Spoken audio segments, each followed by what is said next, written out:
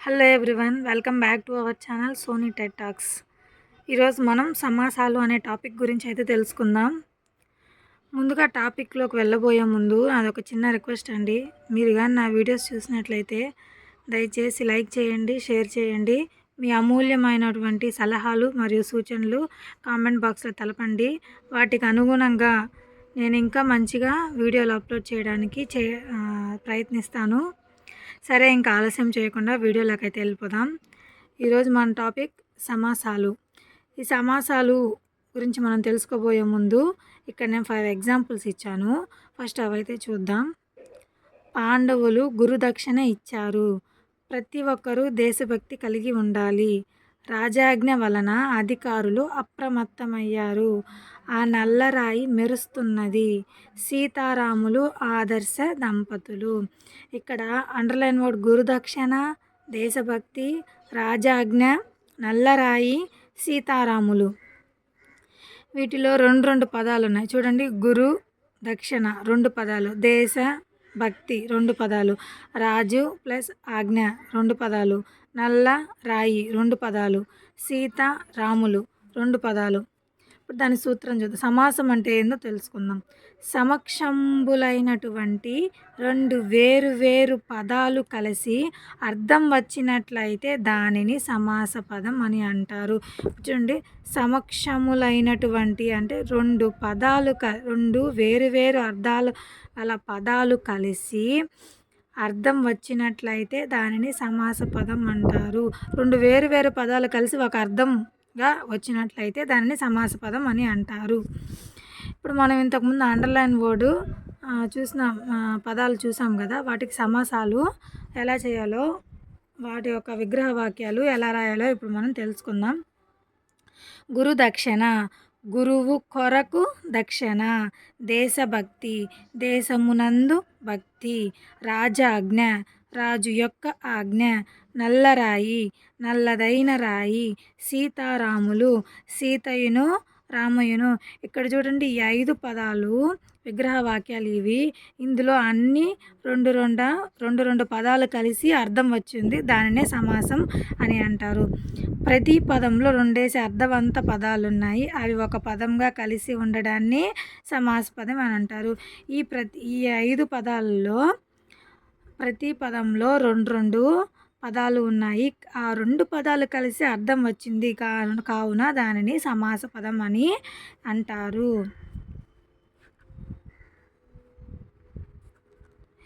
ఆ సమాసాన్ని పూర్తి వివరణాత్మకంగా రాయడం వలన సమాస పదం నుండి విగ్రహవాక్యం వస్తుంది. ఈ సమాసాల నుండి పూర్తి వివరణగా రాయడం వల్ల ఒక సమాసం వస్తుంది, దానినే విగ్రహవాక్యం అని అంటారు.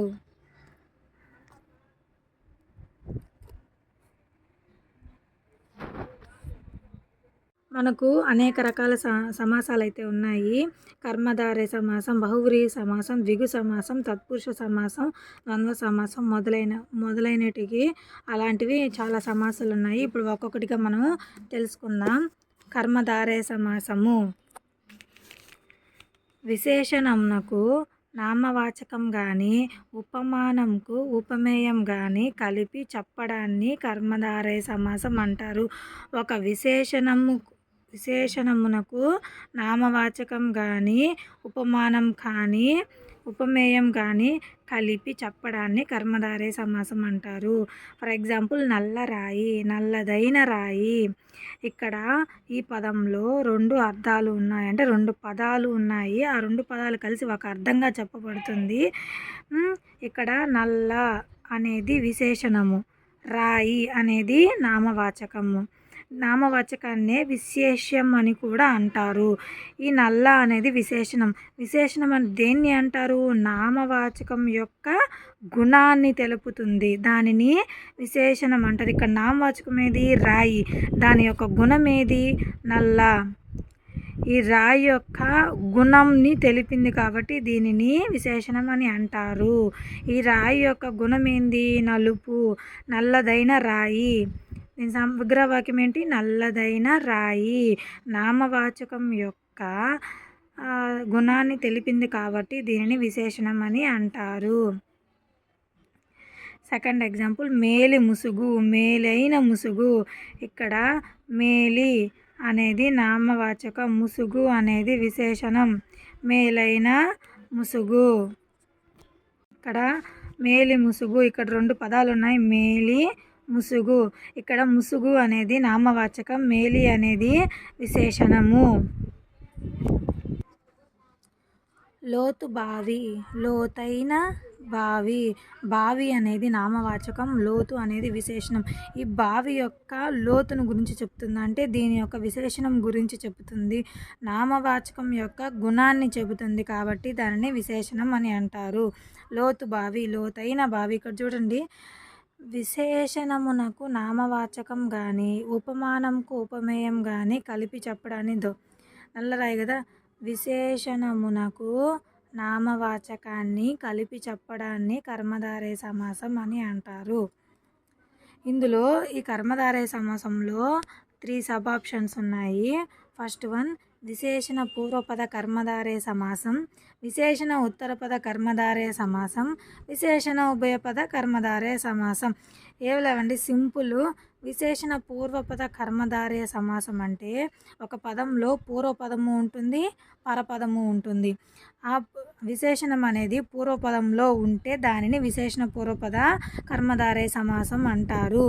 ఫర్ ఎగ్జాంపుల్ పుణ్య నది. ఇక్కడ చూడండి, దీన్ని 2 పదాలు ఉన్నాయి, పుణ్యం నది 2 పదాలు ఉన్నాయి. ఇది పూర్వపదము, ఇది ఉత్తర పదము. పుణ్యం అనేది విశేషణము, నది అనేది నామవాచకం. దీని విగ్రహవాక్యం వచ్చి పుణ్యమైన నది. ఇక్కడ విశేషణం అనేది పూర్వపదంలో ఉంది కాబట్టి దీనిని విశేషణ పూర్వపద కర్మధారయ సమాసం అంటారు. సెకండ్ ఎగ్జాంపుల్ వృద్ధ కపోతం, వృద్ధమైన పావురం. కపోతం అంటే పావురం, వృద్ధమైన పావురం.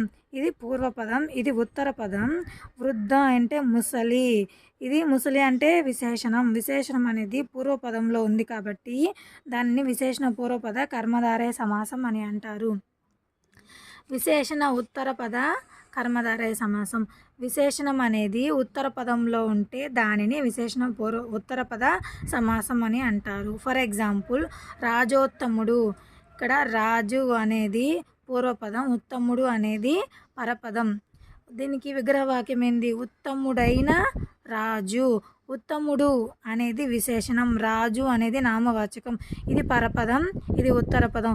ఈ విశేషణం అనేది ఉత్తర పదంలో ఉండింది కాబట్టి దీనిని విశేషణ ఉత్తర పద కర్మధారయ సమాసం అని అంటారు. కురు వృద్ధుడు, వృద్ధుడైన కురు సంభవులు. ఇక్కడ కురులు అంటే ఎవరు, కౌరవులు. వృద్ధుడు అంటే వృద్ధులు, ముసలి వాళ్ళు. వృద్ధుడైన కురు సంభవులు అంటే కౌరవులు. ఇక్కడ వృద్ధుడు అనేది విశేషణం, కౌరవులు అనేది నామవాచకం. విశేషణం అనేది ఉత్తర పదంలో ఉంది కాబట్టి దీనిని విశేషణ ఉత్తర పద కర్మధారయ సమాసం అని అంటారు. విశేషణ ఉభయపద కర్మధారయం. విశేషణం పూర్వ ఉత్తరం రెండిటిలో ఉంటే దానిని విశేషణ ఉభయ పద కర్మధారయం అని అంటారు. ఇప్పుడు విశేషణ పూర్వపదం అంటే ఏం చెప్పుకున్నాం, విశేషణం అనేది పూర్వపదంలో ఉంటుంది, దానిని విశేషణ పూర్వపద కర్మధారయ సమాసం అంటారు. విశేషణ ఉత్తర పద అంటే విశేషణం అనేది ఉత్తర పదంలో ఉంటుంది, దానిని విశేషణ ఉత్తర పద కర్మధారయ సమాసం అంటారు. ఇందులో విశేషణ ఉభయ పద అంటే విశేషణం అనేది పూర్వ పదంలోను అలాగే ఉత్తర పదంలోను రెండిటిలో ఉంటే దానిని విశేషణ ఉభయ పద కర్మధారయం అంటారు.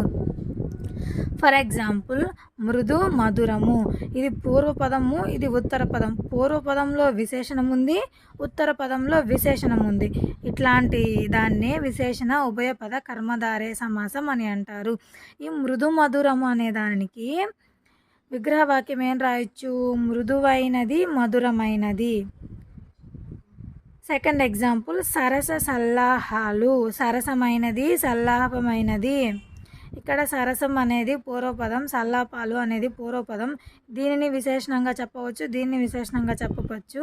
ఇలా 2 విశేషణాలు పూర్వపదంలో పరపదంలో ఉన్నట్లయితే దానిని విశేషణ ఉభయ పద కర్మధారయం అని అంటారు. నెక్స్ట్ సమాసం ద్వంద్వ సమాసం. ద్వంద్వం అంటే 2. సంస్కృతంలో ఉభయ పదార్థ ప్రధాన ద్వంద్వ అంటే ఏం లేదండి. 2 పదాలకు సమానమైన విలువ కలిగినటువంటిది దాన్ని ద్వంద్వ సమాసం అని అంటారు. ఇప్పుడు ఎగ్జాంపుల్స్ చూస్తే నీకు అర్థమవుతుంది. ఫర్ ఎగ్జాంపుల్ తల్లిదండ్రులు, తల్లియును తండ్రియును. ఇక్కడ 2 పదాలు ఉన్నాయి. 2 పదాలకు సమానమైన విలువ ఉంది. దానిని ద్వంద్వ సమాసం అని అంటారు.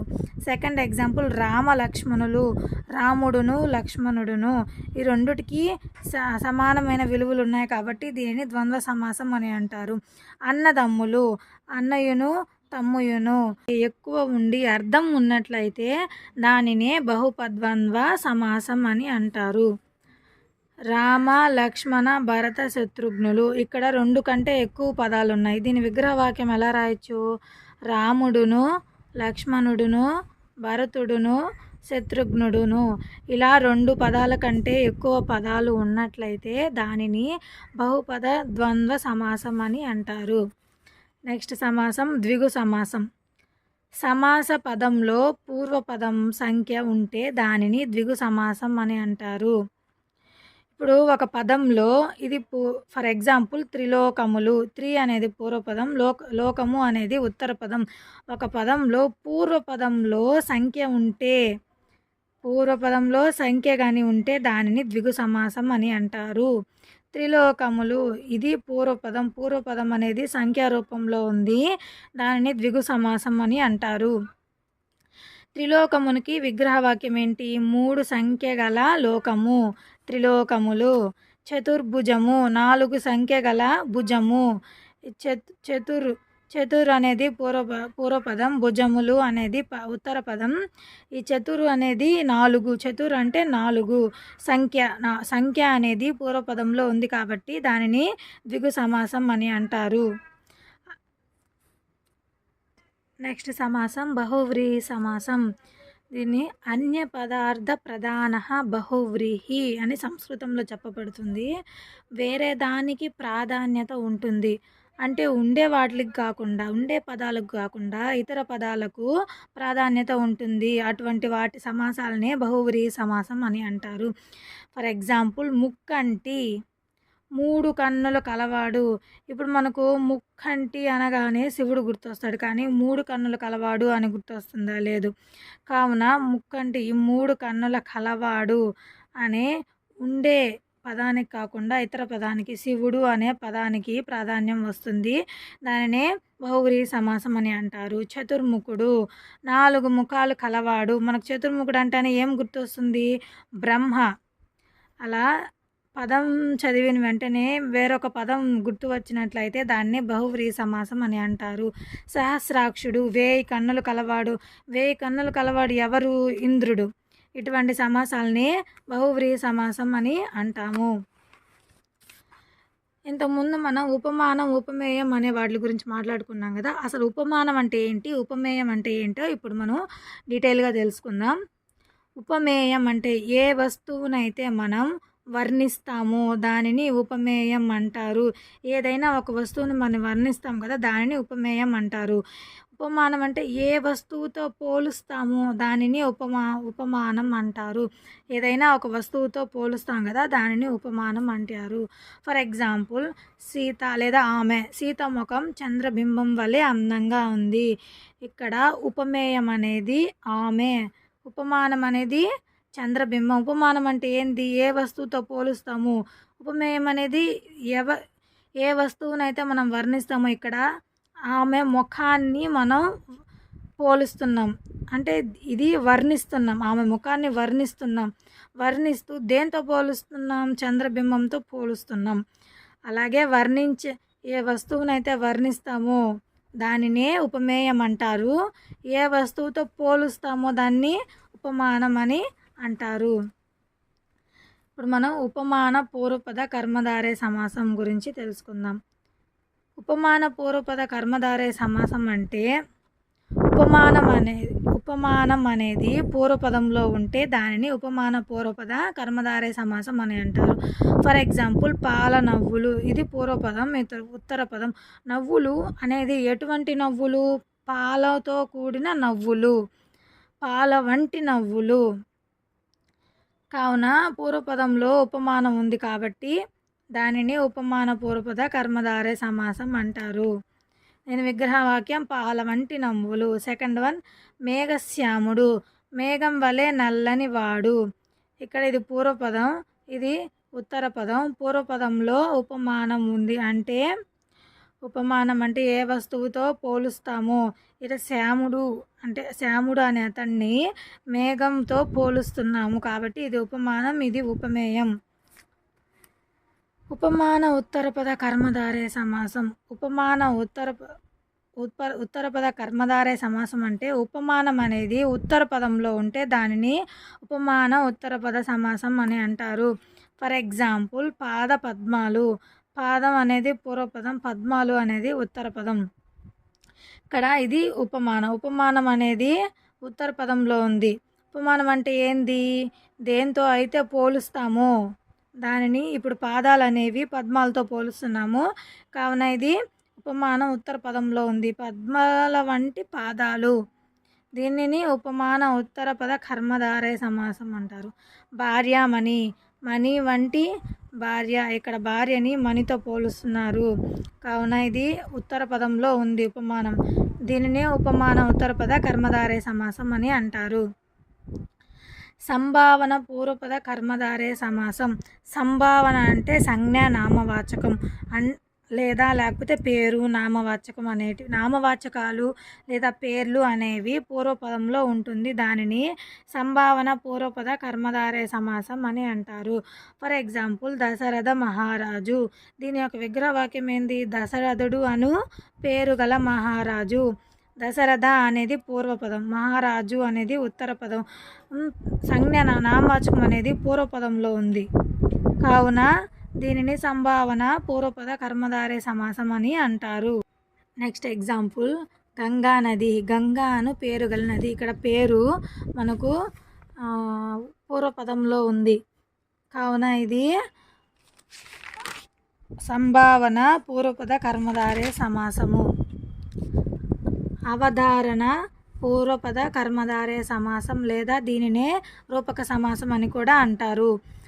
ఒక వస్తువునందు మరొక వస్తువు యొక్క ధర్మాన్ని మనం ఆరోధించడం, దీనినే అవధారణ పూర్వపద కర్మధారయ సమాసం అని అంటారు.